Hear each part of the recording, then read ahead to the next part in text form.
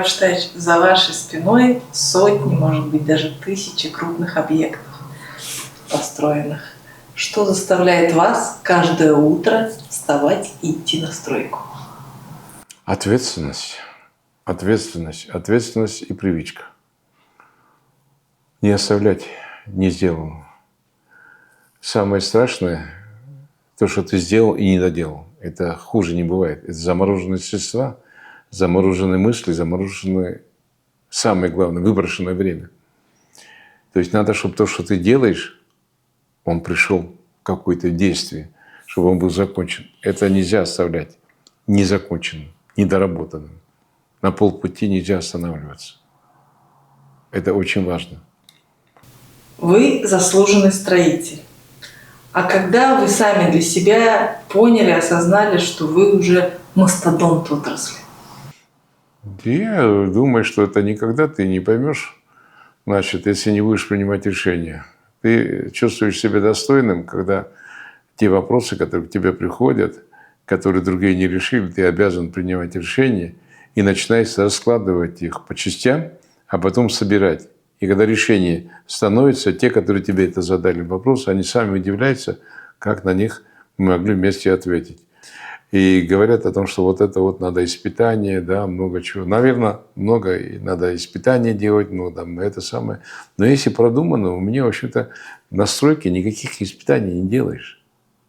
Как это можно на стройке делать испытания? Ты смонтировал, не будешь же его разбирать. Если ты разбираешь, ты сумасшедший или не профессионал своего дела. Поэтому, когда все продумываешь, когда все решаешь, ну, как правило, опытных образцов, как-то будем говорить, мало. Ты просто решаешь и принимаешь решение, и оно идет дальше. Да и времени нет назад оборачиваться. Помните объект, который вам изначально казался невозможным, а он был реализован? Да, конькобежная дорожка. Да, искусственная конькобежная дорожка. Мне было 25 лет. Мне сделали, в отличие от всех, управляющим строительством, начальником стройки. Начальником строительства. Мне 25 лет, 2 года практики. А это объект, который был в то время именем Москвы, всесоюзная стройка. Значит, здесь мы его построили, а мы должны были построить в Москве еще лучше. Мы должны были там построили в Киеве, а мы должны построить еще лучше. И вдруг случайно появляется молодой человек. Молодой человек, неопытный. И когда я на совещании сперва появился, я 1-2 дня работал уже мне начальник управления Мотин Михаил Моисеевич, значит, доверил эту стройку, потому что очень многие были практики, а здесь нужно было и теоретическое знание. Здесь большая была работа, теоретическое знание. Здесь была академия. Замешана в строительстве была академия. И когда я пришел, мне даже не заметили. И во время совещания было несколько вопросов, которые нужно было решить. А там у нас был главный конструктор, главный проектировщик по конструкции, Лёва Васильев. И там рассматривали вопросы, как правило, строители в теории не все сильные. А там были теоретические расширения, сужения и многие дела. 400-метровая плита была, которая, в общем-то, должна была передвигаться в одну и в другую сторону без швов. Потому что для конькобежцев швы – это все заметно, это трагично для скоростных скороходов. И я сказал, это не так. Я помню сегодня даже его взгляд. А кто же это еще это мне говорит? А он был... Тогда он себя считал мастодонтом. А кто это еще говорит? А это, говорит, новый начальник строительства. Кто? Вот новый начальник строительства. Но я не испугался. Я говорю, это не так. Это будет так, так. И я ему доказал. Да, наверное, все-таки я ошибся, да. Исправим. И все строители. Все были натянуты, потому что был спор между высоким профессиональным конструктором и я, который закончил. А потом меня узнали. И вот я прочувствовал, что, в общем-то, я что-то могу. Но самое главное, что меня выбрали рабочие. Меня выбрали рабочие. Я с рабочими, в общем-то, значит, обсуждал с бригадирами, как делать одно, второе, третье или четвертое решение. Там было огромное множество технических вопросов. Я из-за этого вообще-то печатался, меня печатали в газете «Правда». Не один раз. Потому что я сделал маяки. Почему я был представлен государственной премией? Потому что я сделал маяки, где на площади 5600 квадратных метров был перебат 1,5 миллиметра в бетоне. Я за свою жизнь, не знаю, никого не обманул. Может быть, переиграл умом, но не обманул. Как в шахматы играет, но не обманул никогда никого. Но если слово дал, или я пообещал, ты его... или не давай. Поэтому так легко давать нельзя слово. А если дал, надо выполнять. Ну, не обещай так просто. Посчитай. Сделай. Но если сказал, если даже ты ошибся, ты обязан выполнить это. Тогда у тебя будет авторитет. Это должно быть интересно. И тебе это интересно дело. А я как работодатель в данном случае, я выигрываю то, что дело делается. Поэтому это очень важно. Если бы не строительство, чем бы вы занимались в жизни? Ой, я бы, наверное, был бы химиком. Интересно. Да. Мне так легко давался вот этот предмет. И я химию выигрывал республиканские туры по химии. Я химию практически сильно не учил. Она так мне легко давалась. Для меня химия была это как 2×2=4. И я когда поступал в Москву, я хотел поступить в Менделеевский институт химический. Менделеевский. Когда школу кончал. А у меня в роду папа и мама медики. А дяди все строители. И тот дядя, на которого я похож, он строитель. Он говорит, у тебя по характеру стройка. Мне на самом деле не очень нравится в бумагах. Интересно, вообще все производственники с бумагами не дружат. Тяжело. Тяжело. Ну, вот так получилось, что, в общем-то, я химию, когда сдавал первый курс, у нас на первом курсе была химия. Первый и второй семестр. Мне принимала лабораторная, там, женщина, которая в лаборатории работала. Она имела право поставить право только на 4. А я ответил все. Она говорит, я не могу вам 5 поставить, 5 только поставит преподаватель. Ну, она видит, что у меня хорошие оценки, я хорошо учился. Ну, позвала преподавателя. Он пришел. Думаю, строитель, 4 по химии, какая ему разница? Что? Ну, 5, какая ему разница? Да? Он говорит, ты химию? Я говорю, ну, мне сказали, что 5 только вы ставите. А ты химию знаешь? Я говорю, в школе учил. Ну и уже институтская химия уже другая. 3 вопроса там ответишь, получишь 5. Тут появился спортивный интерес уже.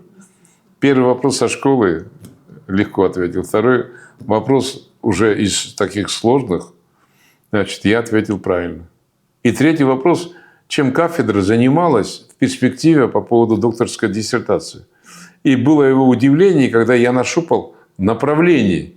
И он сказал, а что ты здесь делаешь? Нет, я так не могу оставить. И пошел, и привел завкафедру. Женщина.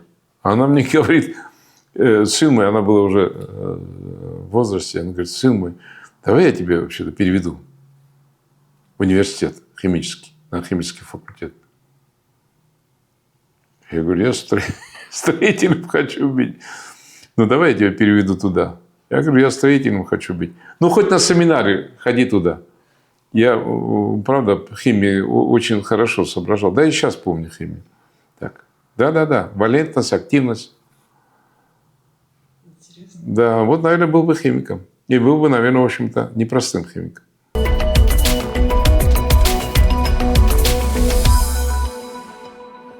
Многие удивляются темпом строительства, в который Тексол возводит промышленные объекты. Расскажите главный секрет. Главный секрет состоит в желании построить, в профессионализме, но и предварительной подготовке строительства. Самое главное то, что мы собрали людей, которых бригад, организаций, которых не меняем уже на протяжении 3-й год. Не меняем. Одни и те же люди уже привыкли, как надо делать. Они прошли обучение на наших стройках. Ну и, в общем-то, знают профессионально, какую последовательность возводить те или иные здания. Они друг на друга очень схожи, и поэтому, в общем, есть какое-то маленькое, ну, я бы сказал, преимущество повторения.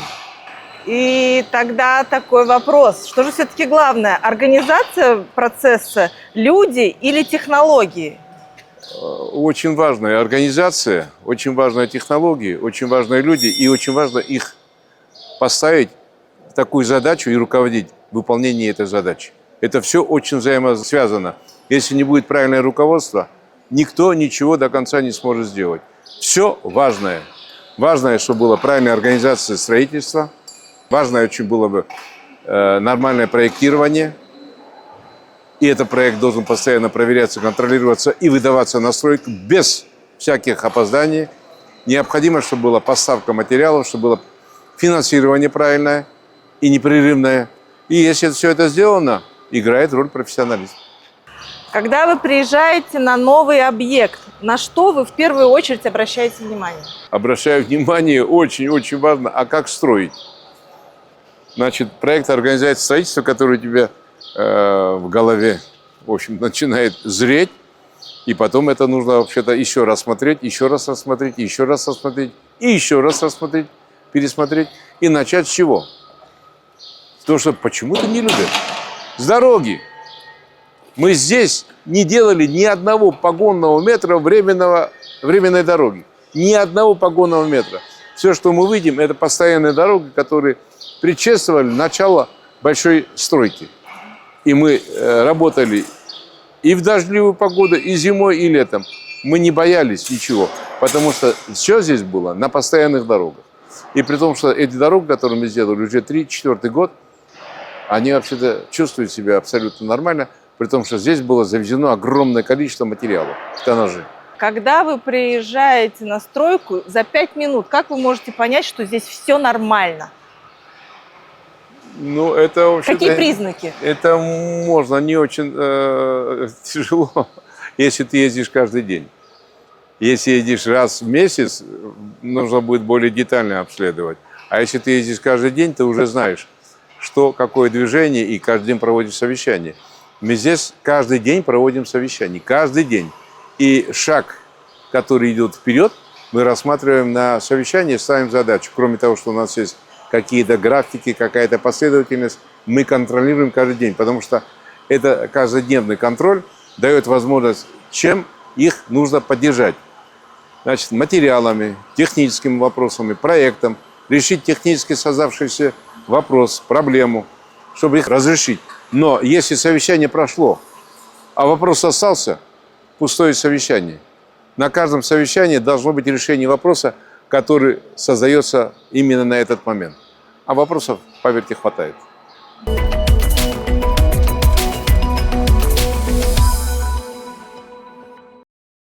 Чем этот объект кардинально отличается от всего того, что вы строили ранее? Я никогда не строил промышленные объекты в таком масштабе, в таком объеме. Участвовал в Кульсарах, значит, и делал реконструкцию. А здесь совсем новая, огромная, большая стройка. И она была интересна тем, что она начиналась, можно сказать, с нуля. И нужно было здесь продумывать технологию организации строительства, потому что если посмотреть, строительство при таком огромном объеме промышленного здания ограничено. Ограничено. Здесь тяжело строить. Очень тяжело строить, потому что мест нету. Почему мест нету? Потому что мы одновременно все строили. И нужно было продумать очень интересную технологию. И при том, что когда мы здесь строили, делали полы одновременно. Для того, чтобы с этих полов монтировали, работали, вся инженерия работалась. У нас не было здесь временных тоже ничего.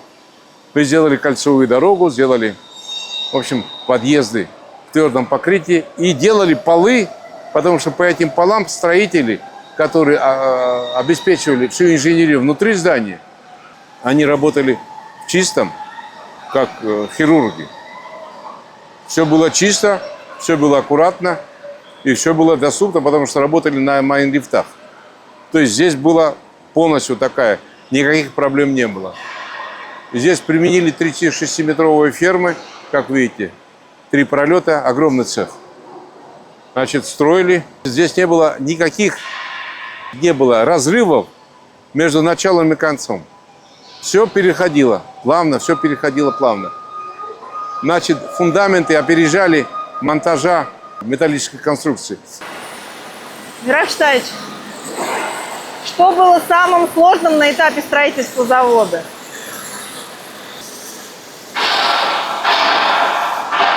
Ну, нужно было организовать, чтобы они думали так, как ты думаешь. С ними поделиться, с ними отдать, чтобы они думали так же, как и ты. То есть нужно было их знакомить этими темпами, что это не миф какой-то, а реальное. И они в этом убедились, что так быстро можно строить. Нужно было организовать так, чтобы был подход материалов, проектирование. И все это нужно было окучить. Надо было думать наперед. Для того, чтобы построить, надо, чтобы была техническая документация. И мы работали вперед. Работали, надо отдать должное, иногда и круглые сутки, чтобы отдать проект. Потом этот проект отдать на изготовление. И вот это получалось. Это нужно было постоянно руководить. Это была та картина, где постоянно со всех сторон огромное количество вопросов должны были одновременно решаться, чтобы не было остановок. А самое главное было то, что я оторвался от дома. Это было очень тяжело. 2 года практически дома не было. Ну, мы видим результат этого труда. Ну да. А были ли такие ситуации в процессе строительства, когда приходилось принимать решения буквально за считанные часы? За минуты. Всегда. Постоянно. Огромное. Постоянно. На каждом совещании принимается огромное количество вопросов, решения. Плюс ко всему, при каждом обходе принимается решение. Мгновенно. И, как правило, это решение не меняется. Оно 99% правильное и ровное. Необходимое. Вот когда мы с вами обсуждаем даже этапы строительства, технологий, вы постоянно говорите про важность людей, про их понимание дела, про вовлеченность в этот процесс. Вот та команда, которая с вами возводит эти объекты, это не сменная команда? Нет, это не сменная, это одна и та же команда. Одна и та же команда, потому что я много времени уделил этому, чтобы их воспитать, чтобы их научить, чтобы они увидели, что я требую и как я требую. И потому я не хотел их менять. Я знаю их положительные и отрицательные стороны. И если это было так, то не надо было их менять. Я знал их как-то, чем заменить, кем заменить, как, в общем-то, сделать так, чтобы они были в единой линии. Это все разные специальности. Фундаменты делают, одни дороги делают, другие монтаж металлоконструкций, третьи инженерия. 2-3 организации. Они у нас постоянно. Но это разные люди. Но нужно было сделать так, чтобы они не уходили. А чтобы они не уходили, надо, чтобы было опережающее строительство. А что означает для вас фраза «построить на века»? Это значит, чтобы о тебе запомнили после того, как ты уйдешь в небеса. Чем лучше сделаешь, тем больше будет приятных воспоминаний, значит, тем больше ты будешь жить. Это очень важно. При том, что я делаю то, что людям будут приносить потом какой-то, в общем-то, плюс в жизни. Будут новые вагоны, будут новые перевозки, это будут новые рабочие места, будет новый интерес, усовершенствование будет, развитие будет человека. Видите, эти станки, которые есть, они современные, совершенно совсем другие станки, нежели это было 10 лет даже там назад, а уж не говоря 50 или 60 лет. Это абсолютно новое техническое, уже я бы сказал, перевооружение нового завода. И, конечно, это детище, понимаете, это как на ребенка уже смотришь, потому что переживаешь, чтобы все было хорошо, все было вообще-то нормально, чтобы все люди работали в безопасности. Ну, я бы сказал, когда выходишь этот самый вагон, гордость о том, что ничего не было, а вдруг случайно этот завод рождает такую продукцию. Вот, так раз у меня и был вопрос такой, вот 2 года назад, когда здесь там, условно говоря, еще не было, да, ничего, и был пустырь. Ничего не было. А сейчас, когда вы смотрите на этот завод, что вы испытываете на уровне эмоций, на уровне чувств? Ну, я бы сказал, что я сделал работу, и работа приносит плоды. Приятно. Но сказать о том, что вообще-то там сделал и больше ничего не надо, нет. Может, еще что-нибудь делаешь. А может, лучше сделаешь.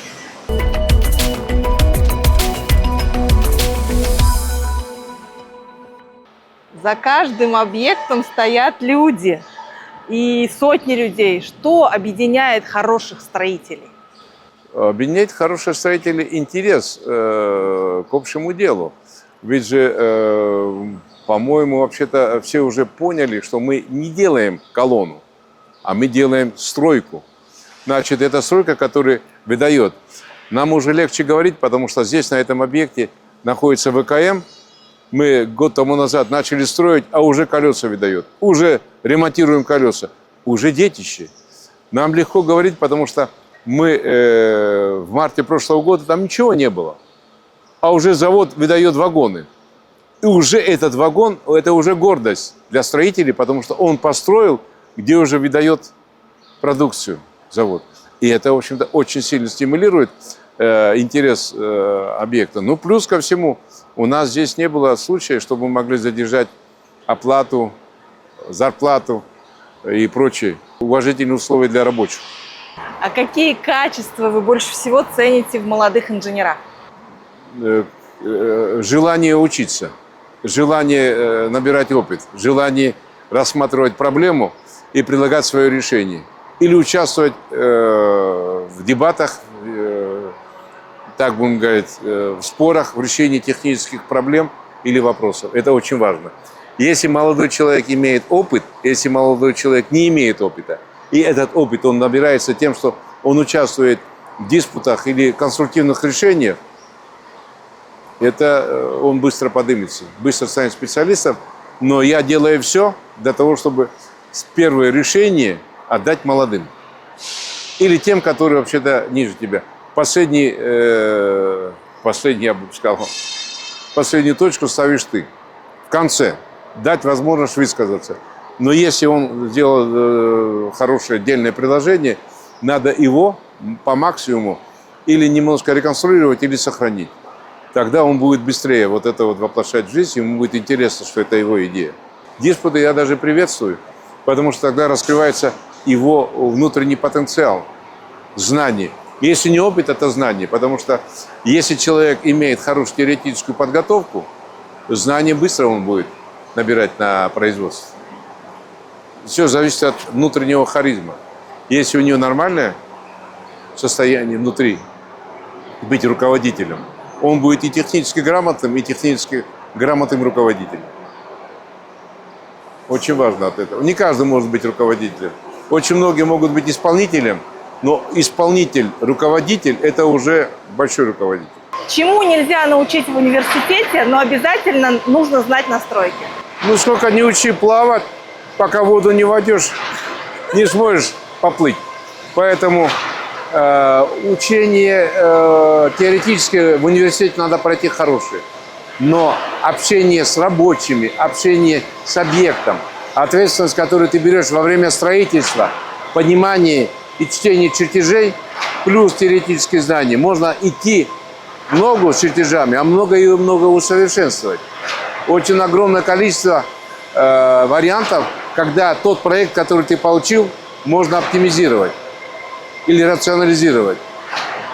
Я в свое время получал вторую зарплату за счет рационализации, когда был на линии. Да, очень много. У меня есть какие-то способности технических решений, которые усовершенствуют техническое решение. Это мне помогло в жизни очень сильно. И сегодня тоже. Поэтому удешевление одновременно идет. Строительство. Огромное удешевление. Тогда и следственный вопрос. Какой самый главный урок дала вам стройка? Ну, вообще-то, лучшее понимание жизни, потому что ты живешь в обществе, где у каждого свой характер, у каждого свои проблемы, и ты вместе с этими проблемами должен решить так, чтобы он хорошо работал. Значит, ты должен для него быть близким человеком, чтобы он мог бы с тобой поделиться, а ты ему должен или помочь, или поддержать, или дать совет. В жизни, хоть ты и молодой, я в свое время был молодым, но какие-то советы давал рабочим, которые были намного старше меня. Это раз, ну плюс ко всему, ты совмещаешь теоретическое знание, проектирование и производственный цикл. Ты уже творец. Это очень важно. Что вы говорите своей команде в самые напряженные периоды строительства? Вместе с ними нахожусь и принимаю решения. Они видят мое решение, удовлетворяются, и гораздо быстрее происходит, но не уходишь никуда. Когда тяжелые моменты, находишься рядом с ними. На расстоянии там 5-6 метров они в любой момент могут прийти и смотреть. Это было не один раз, а много раз. Когда есть тяжелые моменты, необходимо, мы монтировали балку, увеличивали проем. Там были очень сложные технические решения, конструктивные решения. Я никуда не ушел, был вместе с ними, находился прямо вот как сейчас мы стоим по поводу от этой конструкции. Ты должен знать о том, что если ты решение принял, ты за это решение, в общем-то, и отвечаешь. Ты их не оставляешь одних. Они должны знать, что вы вместе. А если техническое решение за тобой, они знать должны, что это техническое решение верное, потому что ты никуда не ушел, рядом находишься. Они должны быть уверены, что человек, который находится рядом, он профессионал и понимает, что он делает. Они должны доверять тебе. А это идет проверкой, каждодневной проверкой.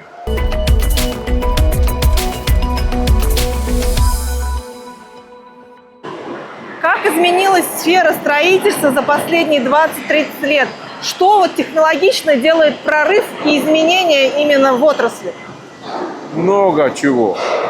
Изменились новые, в первую очередь, отделочные материалы. Изменились стеновые материалы. Изменились огромное количество новых ассортиментов материалов. Значит, сортамент металла не изменился, но изменилось само конструктивное решение. И поэтому с точки зрения изменений, можно сказать, оно достаточно большое. Увеличилось количество строительства, и темпы строительства совсем другие стали. Темпы тоже увеличились, потому что есть материалы, которые можно гораздо быстрее, чтобы они воплощались в жизнь. Сохли, технологические процессы быстрее проходят. Материалы, которые вообще-то более усовершенствованные, чем старые. Одним словом, старые материалы были. Одним словом, изменилось многое. Даже то, что у нас все трубы были металлические, а сейчас стали пластиковые, оно увеличило срок службы этой пластика. Значит, простота выполнения и достаточно высокая эксплуатационная характеристика. Что отличает обычную стройку от действительно выдающегося объекта, проекта? Ну да, это, в общем-то, была обыкновенная стройка, но из-за своей огромного, я бы сказал, масштаба стала уникальным. Уникальным, потому что здесь будет полностью конвейер, вагоностроение и цистерностроение. Когда объект считается завершенным? Когда подписан акт выполненных работ или когда началось производство? Ну, в общем-то, строительство и производство – это разные вещи. Почему? Потому что производство может начаться позже из-за отсутствия материалов и прочее такие. Но мы сейчас делим на две части. В первую очередь, мы должны подготовить всю строительную готовность для того, чтобы завозили и монтировали станки. Но мы делали таким образом, чтобы мы там подготовили ту сторону, отдали под монтаж и помогали монтировать станки. Значит, потому что шеф-монтаж, как правило, присутствует при монтаже. Здесь сделали фундамент для них, потому что это было новое. Мы в процессе производства несколько раз меняли, усовершенствовали проект. Несколько раз. Все самое совершенное, которое появлялось, мы все переделывали. У нас есть такой шата, который вообще смотрит, следит за всеми этими прогрессами и все может включать. И вот это вот все огромное количество новых станков. И новые станки требуют новые фундаменты. И вот мы эти фундаменты все сделали. Вот это вот самые совершенные станки, оборудование, которые существуют сегодня на сегодняшний день. Это итальянские станки, это немецкие станки, дойма. Это все самое совершенное. А не все зрители, наверное, знают, но вот вы расскажите именно про уникальность строительства завода, когда одновременно шло и строительство, и запуск производства определенных линий. Да. Так оно Такого и шло. вообще в истории есть где-то еще? Ну, наверное, где-то есть. Я просто не слежу за этим делом. Но я знал, что какая задача перед нами стоит. И чтобы эту задачу решить, мы делали, значит, готовый цех с инженерией, с водой, со всеми делами. Пролет один. И отдавали им. И туда не ходили. Туда отдавали эксплуатационщикам. Помогали им монтировать, потому что у нас в то время были краны, все эти дела, рабочая сила. Мы помогали монтировать. Один станок, один пролет, потом второй пролет, потом третий пролет. Сейчас тоже уже, но уже практически мы все отдали. И уже только сейчас заканчиваем все строения, которые являются дополнением, необходимые для этого. То есть пункт приема пищи, делаем дополнительные вспомогательные здания, сооружения. Но мы в этом месяце все заканчиваем, и на этом, в общем-то, огромная стройка, та, которая была, подходит к концу. Остается переход, это будет тоже уникальный переход под железными дорогами, который будет, главный вход будет оттуда, когда построится дорога, и должен быть подземный переход.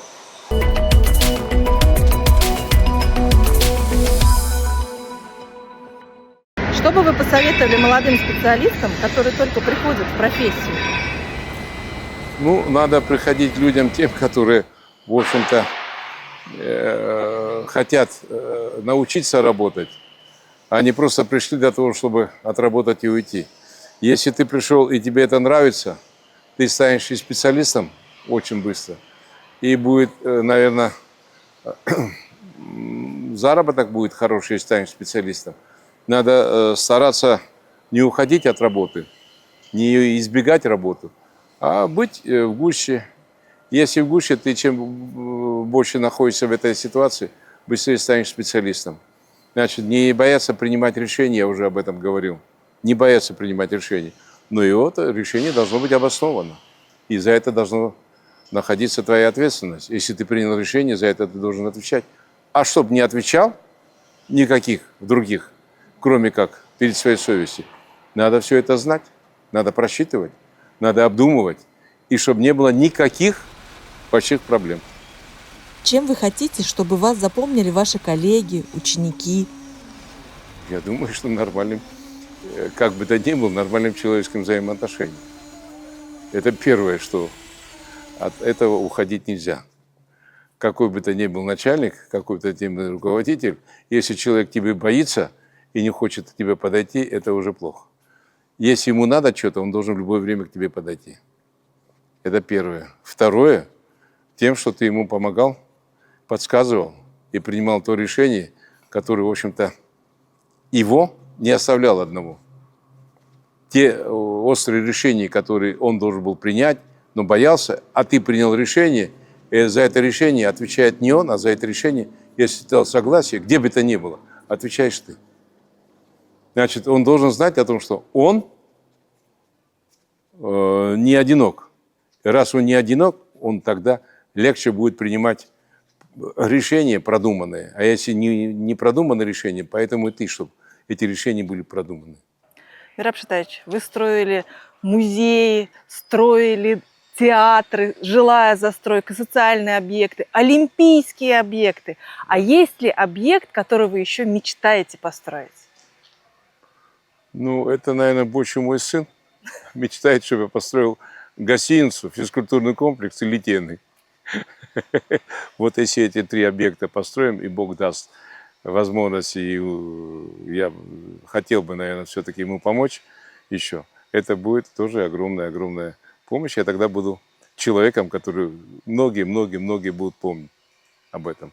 Потому что за последние несколько лет, 2-3 года, очень плодотворная работа произошла. Очень плодотворная работа. Даже с точки зрения производства, наверное, это более производственно, нежели раньше. Более эффективно, более запоминающий, более, я бы сказал, объект, который вообще-то выпускает продукцию. Я строил жилые дома, кинотеатры, театры. Там люди заселялись. Ну и помнят 1-2 года, потому что неплохо было построено. А здесь будут помнить, потому что они семью будут кормить, работая на этом заводе. Они будут повышать свою зарплату, они будут повышать свой интеллектуальный уровень, они будут повышать свой социальный уровень. И это вообще-то они, наверное, когда-нибудь сядут за стол и подумают, а это благодаря тому, что мы работаем на этом заводе. А на этом заводе, потому что отец и сын построили такой огромный комплекс для Казахстана. Думаю, что Казахстану мы, в общем-то, с этой точки зрения принесли какую-то пользу. Спасибо вам большое и долгих лет жизни. Спасибо.